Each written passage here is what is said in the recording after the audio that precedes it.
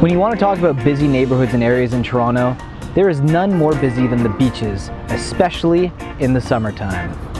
The beaches are not only one of the most popular neighborhoods in Toronto, but one of the oldest. Some old structures like the Fire Hall was erected in 1905. You can see it in all the old Victorian style architecture. The history spills out of these old houses, shops, and buildings throughout the beaches. Little bakeries, bars, and restaurants with patios fill up Queen Street, easy pickings for the hungry, and parched to partake in guzzling back a few beers or chowing down on some grub. If you were in the mood for a quick beverage, the locals take a liking to the Stone Lion pub. And why not? It's been a staple in the beaches for decades.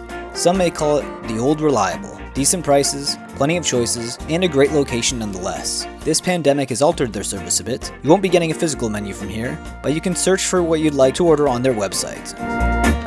I'm sharing a nice pitcher of beer to start with, but if you aren't in the mood for just a few drinks, perhaps you'd like to explore the area.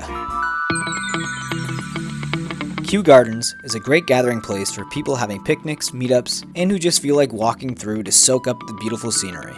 It's also home to the most attractive library in the city. Another spot people seem to like is this little squirrel-shaped door in a tree.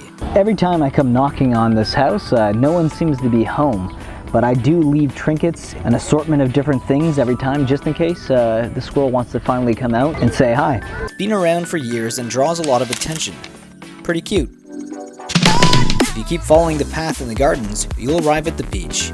Maybe you feel in the mood for some ice cream. In this weather, who wouldn't? Beaches and Cream has a fantastic soft serve and scoop ice cream to go. Whenever an ice cream shop offers the twist, I have to get a twist. I'm a sucker for soft serve. If the cone doesn't melt so fast, you can enjoy it on the beach. Most people use the beach to soak up the sun, have picnics, or do something active along the boardwalk. If you want to seek some shelter from the sun, you might find yourself back on Queen Street. Maybe at Planet X to pick up some comic books or even toys. I'm a bit of a nerd and been coming here since I was a child, so with restrictions lifted I felt compelled to check it out. But if you are feeling a big meal, across the street you'll find the Green Eggplant. They have a massive menu with almost anything you could think of. The portions, might I add, are massive. Easily shareable if you aren't hungry. Heck, even if you're hungry, really, you could share it.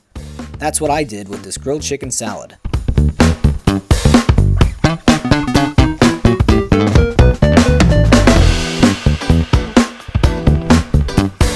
But if healthy eating isn't always your thing, and maybe you need a bit of something savory, perhaps barbecue, then hog-down smoke might be your alternative. I grab a pulled pork sandwich with an ice-cold beer. What a perfect pairing. There's nothing like eating barbecue while being barbecued by the sun on a patio on the sidewalk. I got a nice pulled pork sandwich with red cabbage. It looks absolutely delicious and I can't wait to finish this. I hope you guys enjoyed this video as well.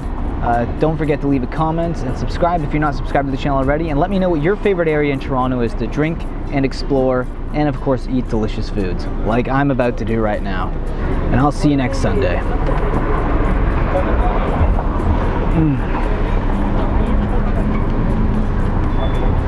The crunch from the cabbage is so good.